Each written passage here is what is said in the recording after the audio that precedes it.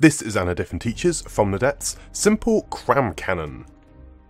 We begin by placing down the actual turret template. In this case it's going to be a 5x5 meter turret that is designated by the white metal, the alloy, and the dark grey metal around the outside determines the maximum size of the turret well, or the minimum size of the turret well. We're actually going to be doing two different cram cannons in this tutorial, both 5 meter diameter, and it's going to show the different ways of constructing them. First of all, it's going to be this cram here. I'm going to be placing a wooden block in the centre to show where the actual turn piece is going to be. And then from that point, I'm going to place some 6-way connectors. I'm going to go up 6 blocks. The reason going up 6 blocks is that is how tall I'm going to have the gun. It's going to be 7 blocks tall. So now it's time to place the manual autoloaders. I always use these ones as I find the automatic ones can place a little bit weird. The orientation I want them to be is in a plane on this one level with the bullet tips pointing in the 3 directions like so. The theme of placing down autoloaders is to try and have as many autoloaders connected to one fragmentation, to one pellet at a time, so either be it fragmentation, explosive, EMP or hardness, or indeed the ammo boxes. These 4 components can be shared between guns. The ammo boxes, though, they don't share very well between guns. One will always take precedence over the ammunition container. So I'm going to be using actual explosive in this case, and I want to, because explosive is quite an expensive one, I'm going to be placing those in connection with the 4 pieces, and then going to move up 1, 2 here, and then place the actual firing piece on the top. So it's going to be 7 big, and then there's 1 for that, and then 1 for the actual cap itself. And this now gives me information about the gun. On the top layer of the gun, I'm going to be placing gauge increases, so just the standard gauge increase. The others have different uses, but basically mostly cosmetic, though this one can be used for putting actual gauge right next to each other, which makes it a little bit more useful. And what I'm going to do, I'm going to utilise the gauge to go all the way down the gun. The way to do that is actually on the bottom layer. So you can place them like this. And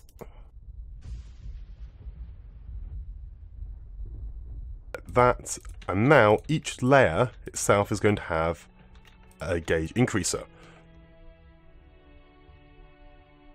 What I'm going to do, I'm going to prefab this layer and then copy it up like so.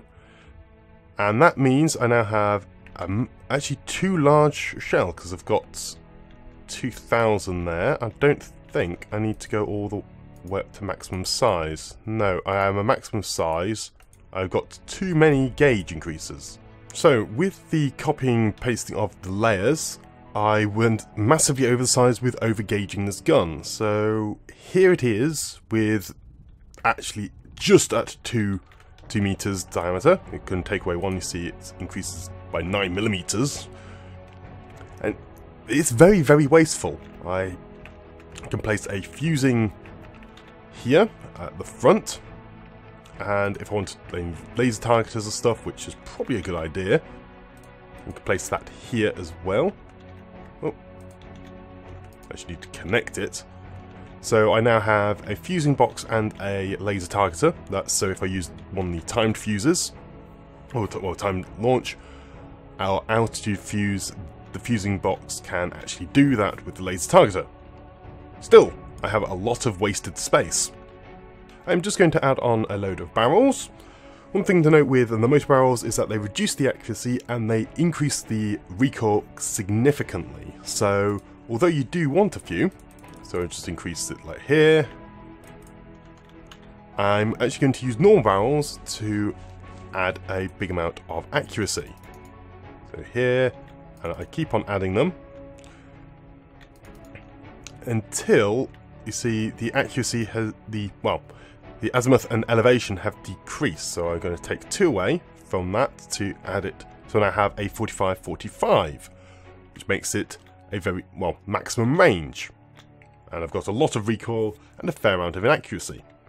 So pulling up the target, this is a very large cram, and fire it at here. Kaboom! Blows up tons and tons of beams. These were several beams together. You can see though, it's taking a very long time to get ready. And in fact, as soon as it's reloaded, we'll be able to see the maximum damage for its fire rate. I'm actually going to pause it. There we go. So it has 15k explosive and 6k kinetic, which is quite a lot of damage, but it does take 20 seconds to reload. Still, the density is incredibly low on this, and as the cram continues to load, it will actually increase the density, and the density can be a maximum of 100, and it does have diminishing returns.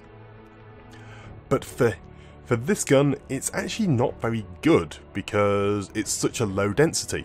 The diameter is great, but the density is unfortunately incredibly low.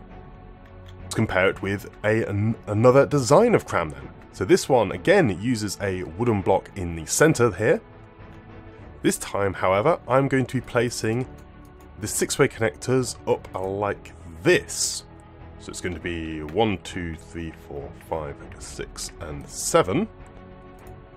And then it's going to go down like that. And then up to the firing piece here. And I might as well put the barrels on now. The number of barrels you can have in relation to the motor driven is 1 to 1 plus 1. So it's 5, and then once I add the 6th it's okay, but adding a 7th will reduce the elevation azimuth.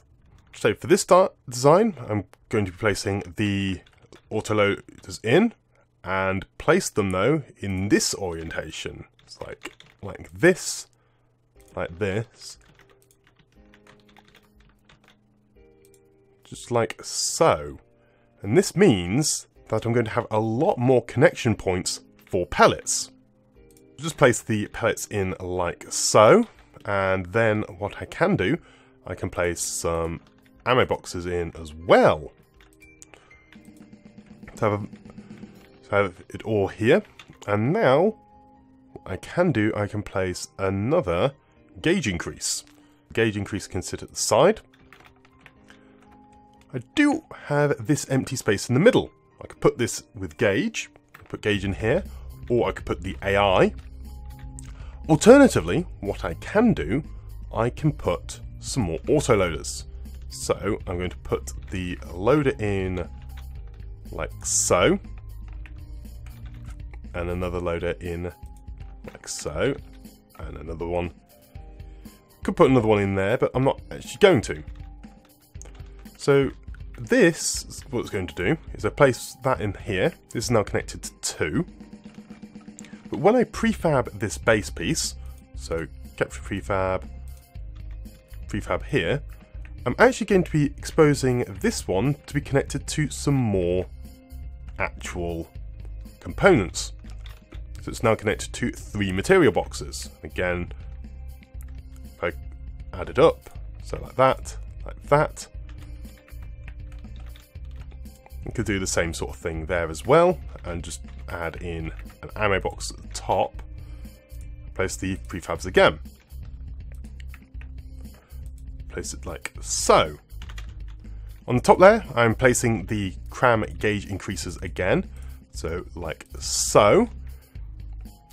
Just going to remove that component for a fuse box, and that one there for a laser targeter.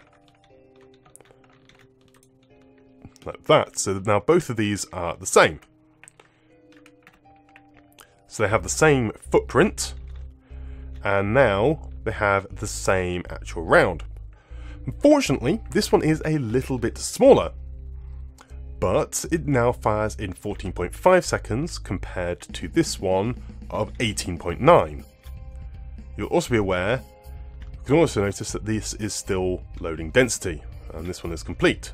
But in fact, I will fire them, because it's still going to do a huge amount of damage. See? Full cram high explosive. And I'm going to pause this after 15 seconds, and we can compare their damages.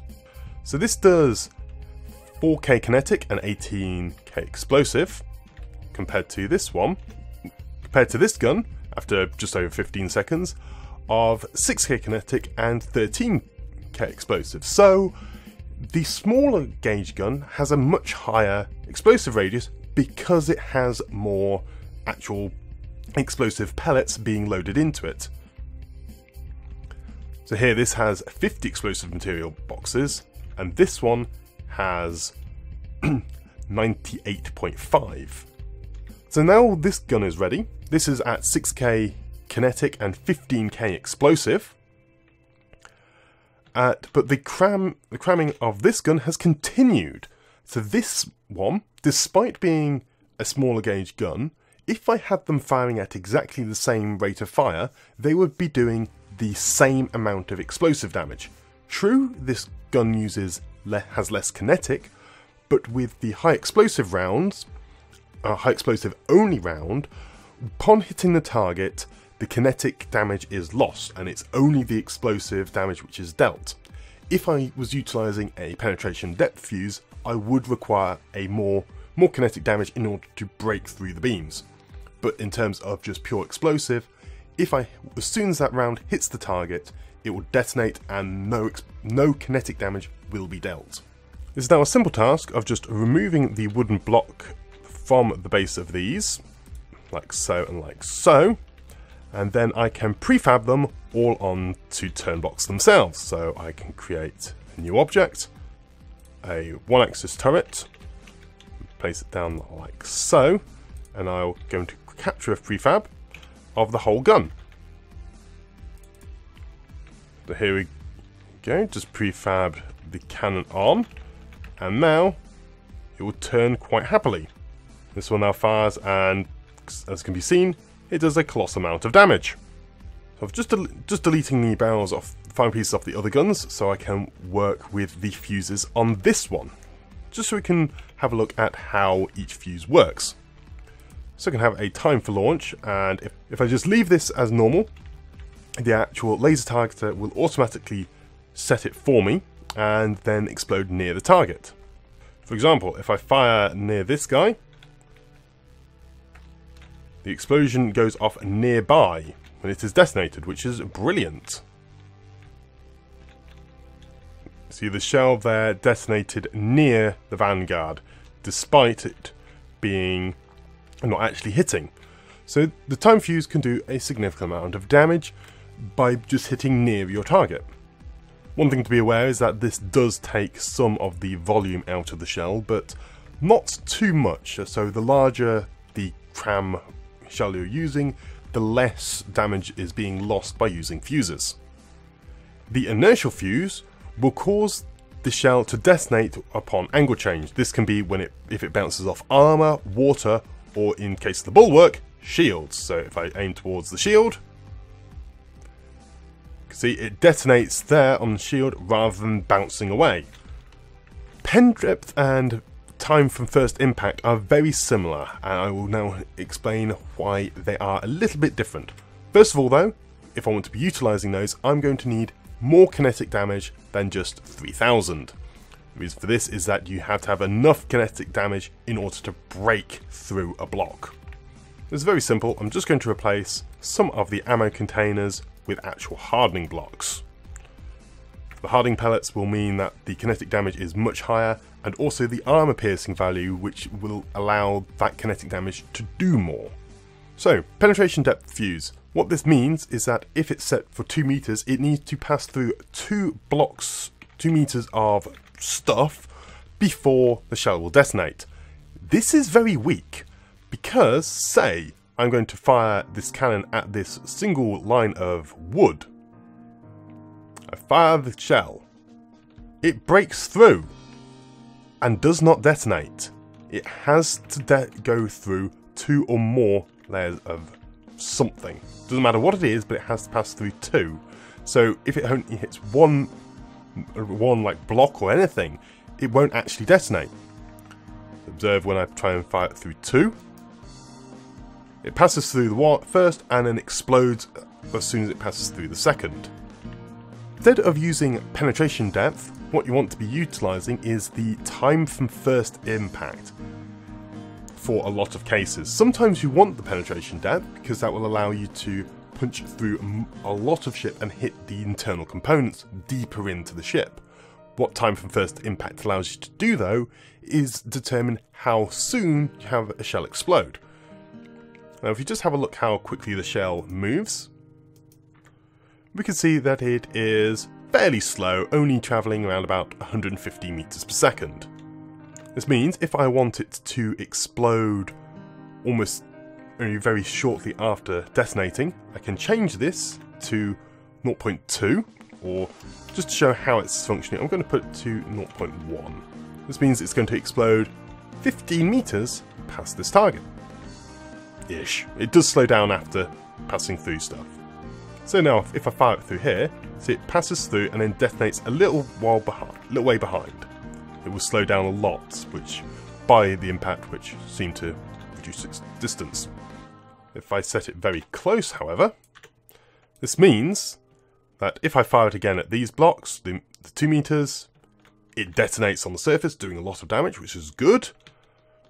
Now, however, when I fire it against this single beam, it will actually detonate behind it as well.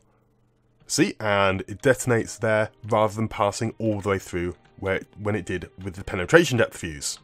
In terms of recommended fuses, I like the time from first impact set to a fairly low value, causing it to explode just after passing through a few layers of metal, maybe about 3 or 4. So I'll probably increase this up to maybe about 0.5. So it will mean it will pass through the outer skin of a hull and then explode around about here, which it just did there. The other one I like having equipped on is either inertial fuse, because it explodes on angle change, and time from launch. Time from launch allows it to take out air targets quite hilariously, and also if it does bounce, it can explode near a target, or if it bounces off shields, it can sometimes explode near a target, still causing a little bit of damage. I'm just going to do some science, because I'm interested in finding out if time from first impact only accounts for blocks or also shields. So I'm going to fire it at the bulwark and see if it then detonates on the shields or bounces off, and see what happens.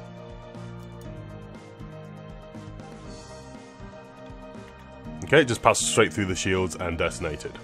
Okay, not a very useful test. Firing. So it bounces off and does not detonate. So that just confirms that the time from first impact only counts when it's actually passing through blocks and does not count first impact being a shield. If I was using an inertial fuse though, this means that if I fire it, it will either detonate into the hull, like that, or bounce off the shields. So it's a very good one against shielded opponents. Though if you miss, you might not do damage. One very important thing I forgot to mention is you want to ensure the required accuracy before fire is set to absolute minimum for cram. Because the refire rate is so slow, you want to ensure that each shot is as accurate as possible. And you can set the minimum packing time. This is very useful as it allows you to increase the amount of damage you deal by sacrificing some of the time it fires without having to increase the gauge. And this is mainly useful for if you want to, say, match it to like a larger cram like this one was, or you just want to have a slightly slower fire rate and to ensure much higher damage. So just to show how the fuses actually have an effect, so I'm at maximum density at the moment at 6.1k kinetic and 22k explosive, and that's with 3 fuses. If I remove those 3 fuses, it goes up to 65k kinetic and 23k explosive. So not actually that much of a change in this size of shell. But if I add in all the fuses, which would be a very weird thing to do, so they haven't lost that much damage. The problem comes is if you use a smaller gauge gun. See, it's suddenly a big drop here, like that. So with no fuses, I now have 1900 kinetic and only 8k explosive, which is quite considerably lower. But now if I add in all the fuses, see, the damage has dropped a significant amount, really, considering how long it's going to take to fire each of these rounds. There's always something to consider with these weapons. You know, it might seem, compared to like APS, oh, a few hundred damage, not too much, but when you're only firing very rarely, you want each of those rounds to land on target and do a lot of damage. Still, utilising time from launch, inertial and time from first impact are all very useful tools to use. And there you have it. Crams are not actually that difficult. They're very simple to set up, much simpler I feel than an APS setup. Thanks for watching.